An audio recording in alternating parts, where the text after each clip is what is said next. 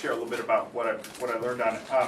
As you guys know, I've been building my little connected trail sensor thing. This one is the one that would sit at the entrance to Olmsted Park and track the cars coming in and out so the rangers don't have to drive and collect the data manually.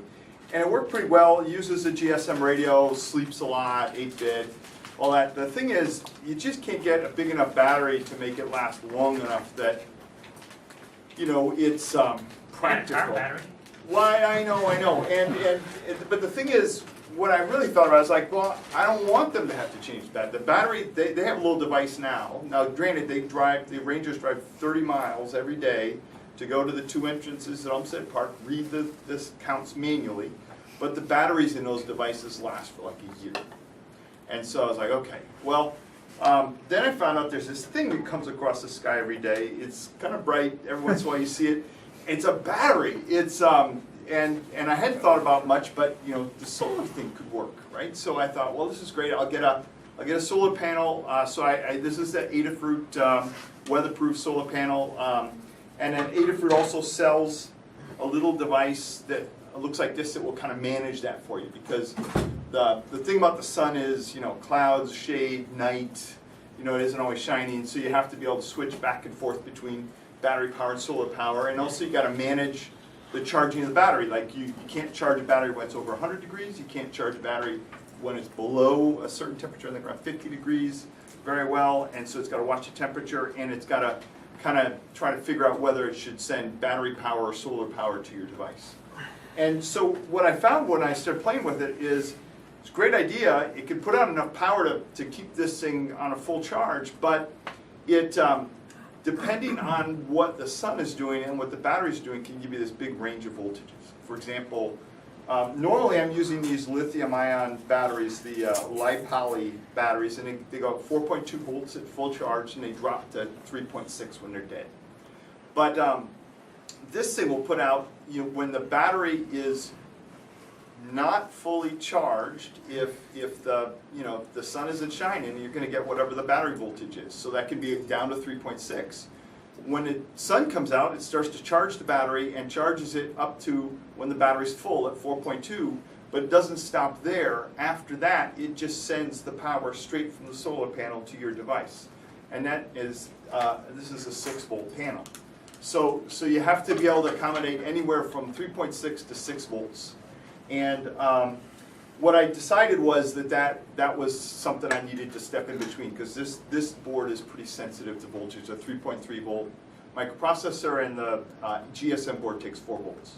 So I thought, okay, I can do this buck boost kind of thing. So it's below, we'll boost it to 4 volts. When it's above, we'll buck it down to 4.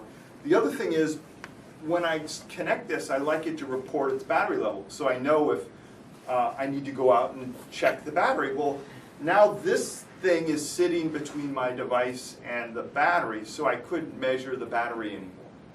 And so, and I found out that the way I was doing it was wrong anyway, because I was measuring the battery voltage. What I needed to measure is the fuel, with the thing called a fuel cell, because lithium-ion batteries have a long range in the middle where they spend most of their time around 3.7 volts, where it's hard to tell what the battery charge is. So what I ended up building was a little device, and I'll pass it around, and basically what it does is it sits between the Adafruit solar cell. It takes whatever voltage the sun and the batteries decide is appropriate, from 3.6 to 6 volts. It gives you the regulated 4 volts out, but it also sits between the battery and the Adafruit device. And there's a little device in there called a fuel gauge. It's a tiny little QFN package. And it will actually put out a very precise measurement of what the capacity of the battery is via an I2C bus.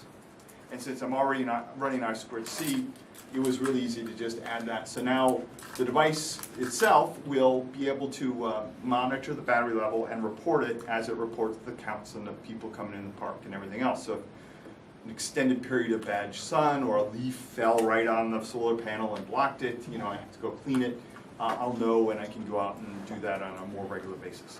But I did test this. It went 192 hours, so a little over a week, and I started with a little less than a full charge, and I ended with the batteries in the device even waking 360 times an hour, it was transmitting 24 hours a day, and it had a full charge at the end of the week. So I think I can now put this thing out in Olmsted and not have to worry about the battery. What size was the battery? It's just, it doesn't matter, 2,000 milliamp hours, because it didn't even, I actually measured the voltage as I went, and it really didn't tax the battery much at all, but 2,000 milliamp hours is all I used. What's your sun footprint at your location where you're putting this in place? Sun footprint meaning like, What insolation are you getting on at the location where you're putting your sensor? If Yeah, I recall correctly, the entry to Umstead is fairly. turns out that's a big deal. I'm glad you brought that up. It turned out, well, first of all, I learned, like, I'd never played with solar before. I don't know, like, I come to all these meetings, you guys never told me about this solar thing, so I'm really disappointed. I should have told me earlier. I know. But that southern exposure thing is kind of a big deal. So if you face it south at 75 degrees and there's soft fall and summer, but you can split the difference, and you can go online and you can get an equation based on your latitude. Then you have to have full sun. So part shade or anything like that, and it's not gonna charge. So what I found is if you come in Olmsted Park, on the right hand side there's a dilapidated building at the intersection where the road goes off down to the park ground. And that building has a southern wall, so I can look across the intersection and get enough sun that I think it'll work. And worst case, I can put a bigger panel on. So I think we'll be fine. I'm doing some more testing, in the coming weeks, but I think I'll be able to get enough sun. Yeah. I had a small project a couple of years back. They did some thermoelectric power generation along with the solar panel. So when you lost the sun, I had a way of continuing to generate a certain amount of power with the. It was a Melcor. It was a Melcor thermoelectric. I'd have to look at my notes. I don't remember the part number. But I mean, anything to push it out further. You know what I mean? Yeah. So that's what it did, and it took it through the night when the sun went down because the ambient cooled down, and I had it on a mast that had a fair amount of thermal inertia. So the difference between the temperature of the mast and the cooling area of the That's kind of cool. Yes. Yeah, it'd be interesting getting information on that. That's a great idea. Like street lamps, you could just stick it on there for the nighttime. I tried that. It turns out that it really it's got this thing about the sun. You can't fake it out with a neon light. Many orders of magnitude different. Oh, I know. Yeah. No, But yeah, no, I tried. I did flashlights and neon lights because when I was first building the boards and playing with this stuff, it was indoors and neat sun. Yeah. Yes. Is that a Sim 900 or Sim 800 board? It's a Sim 8 or 900. This is an 800 board, and looks pretty well. What do you use for service? Yeah, so there's two, depending on where I put it. It's a GSM board, so GPRS, so T-Mobile or AT&T, and the AT&T, because they're phasing it out, I'm getting through a European company called Vodafone. And the cool thing is there's a company called, I don't know, I have to look it up. There's a company that basically specializes in data plans for machine-to-machine devices. Because I first went to a T-Mobile store and bought the SIM there, and they were screwing me. It was $2 a day. This thing I got for $40 for 6 months. I got the SIM card, and it works. And the Olmsted Park one, the AT&T network works really well. I'm using a company called PTEL, which is it's like a track phone prepaid thing, but it's pretty cheap. It's about, I think it's 5 cents a minute and 2 cents per text. I don't know what it charges for data. I don't intend to use that. But the good thing is that $30 gets you something like 120 days worth of service. That sounds great. Even better, but I didn't go with it, was a company called Alarm Sim, where basically your service, whatever you buy, never expires. And they give you free inbound unlimited SMS. So if you're just trying to control something, you don't really want to know that much back from it. And Alarm Sim sounds pretty good. Yeah, no, I think I'll get that information for you, because I think, looking for a cheap, and then cheap plans is a good thing, and then also I realized my next generation one's going to be 3D. I think there's another was a Kickstarter for a 3G product. Yes, Spark, the Electron. Electron, Yeah, I this is signed up for cool. that. And they're becoming a reseller of SIM cards. MVNOs, yes. One of them. Yes, and so I bought into that Kickstarter, and if theirs is better, I'll just do that. But for now, this thing works really well, and once I'm gonna actually mount it to park and see how it does over time. I think it's gonna be sweet, but I don't know if it'd be as low power. Yeah, that's the question, right? I mean, how much power is it gonna take? Did you look at the, I don't know where you got the GPRS board, but, Spark, Adafruit. oh, it is a, so It's there's, it's a Fona. yep, Yeah. They have, in part of the SIM 800 protocol, the board has, I think it's on the board, battery monitoring. That's what I used. So before, that's when I report, I think I've shown you my Ubidance dashboard, and you can see a battery fuel gauge. That was using that functionality. The problem was twofold. One is the way a LiPo battery drains, that's not the best way to gauge what the actual capacity of the battery is, but it's okay. And then the other one is when you put the Adafruit thing, the solar panel charger, it sits between you and the device. So you can't get that information. What's that? You could run a wire to the battery, just to monitor the voltage. Oh yeah, but why? I mean, this is building a board is so much more exciting than running a wire. Last one he's got you there. But yeah, no, wait. There is another reason. The way the phone is powered two ways, and if you power it directly from the battery, which is the way Adafruit recommends, then you can use that functionality. If you're powering your board and your phone from a single power source, then you power it from the pins, and that functionality about measuring the battery voltage goes away. So I was justified. What sort of wattage does the panel put out? I want to say 35 watts. That seems. Was that? 3.5 possibly? The panel? Yeah, 34. 34. 34 watts. 3.4. Oh, is it 3.4? That's what we. Yeah, it's not 34. Not 34. I was just thinking. Oh yeah, not 34 watts. If you're running, 3.4? 3.4. There you If you're go. running I knew trouble- I had the numbers right. Just didn't put the darn decimal point. if you're running into trouble with the 12-volt stuff, and you can buy a lead acid deep cycle. If that becomes a problem, it's so cheap for 45 watts. Yeah, the thing I think I'm going to run into is it turns out you can't charge these batteries outside of a certain temperature range. But a lead acid lawnmower battery was small. You can mount it on a. And I think you can mount those lead acid batteries, you can charge them when they're cold too. So Unless they're I black, think, they warm up fast. yeah, I might end up moving to one of those as the batteries. Yeah, but the whole system would be converted. It'd probably be work, but I think you get way more bang for your buck as far as panels and batteries go. Yeah, I mean, the idea is I want to be able to install this and then just not have to touch it. So ideally, if you come up with a battery thing that would just run year round and the Rangers never have to touch it and they don't call me.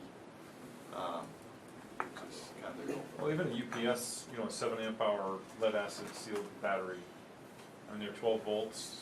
Probably run You'd that have to for charge it 40 or eventually, more. though, right? Measure your current draw. What do you mean, like just the current draw? I mean, If it lasts for 5 years, then. I guess you're right. Yeah. It's so cool though. So, other questions? Yes. So how much do your hardware costs go up because of these extra gadgets? Yeah, so, the total solar power bill, if I just take the Adafruit stuff and buy it, it's about $45. And then when that custom board that's being passed around, that's another, $3-4 in parts. What I could probably do is take the Adafruit thing and just suck it into my design because it's got some extras I don't need, like charging from a USB port, right? But yeah, it does that cost. The thing is that this device I'm thinking the hardware cost is gonna I'll probably be able to charge like $500 for it. Because it's gonna save so much money in the time to go pick up those data points around, and it's also gonna have the back-end service. It's gonna report every hour how many people are coming to the park. Whereas today, they barely get an idea of how many people come in on a daily basis. So they'll get more information, and they're gonna get save on fuel costs. So I'm thinking it. I'm not sure that hardware cost is gonna be my biggest issue. You can get a 7 amp hour UPS battery for 15 Yeah, bucks. that's what I was wondering, yeah. If they had to, Solar is so cool.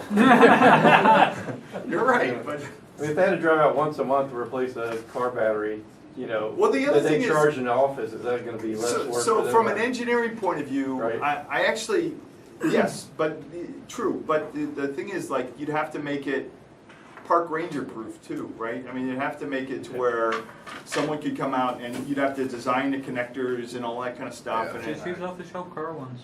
well, I know, but I mean, this way I can just seal the box and They're then. spade connectors. I'm not trying Slide right to, it's out. a really cool idea, I just, you know, I'm thinking. No, you're right, you're right. Park A big- rangers can put a battery in a truck. Big so car you just, battery, you but know, probably. No, I'd say keep Also- it where no one has to touch it, but just get bigger capacity Keep a bigger- on bigger everything. battery. Because Yeah, aren't- during the winter months and stuff. That's the question. And as those Yeah. things age, you want it to last, like, Aren't- you want 50% more capacity than you imagine, I think. You're probably right. Also, aren't lead acid batteries like dirt simple to charge? They do, yeah, that is one of the advantages, right, that you can charge it and, you know, and they're cheap and they're big, and then, of course, in this case, if it's mounted on a pole inside a box, it doesn't matter. I mean, lead acid may be the way I go with the battery. You could consider also, if you're gonna go lead acid, super cap, that's even easier to charge. Let me- Super cap. If I can give you a counterpoint as to what they're talking about and what I've done, I have the large Adafruit panel, Yeah, and I've used it to have this Home Depot 1-watt LED light, and it came with those lithium ferrophosphate batteries, and it eventually developed some fault and died. So I figured the LED head's pretty nice, and it's already waterproof.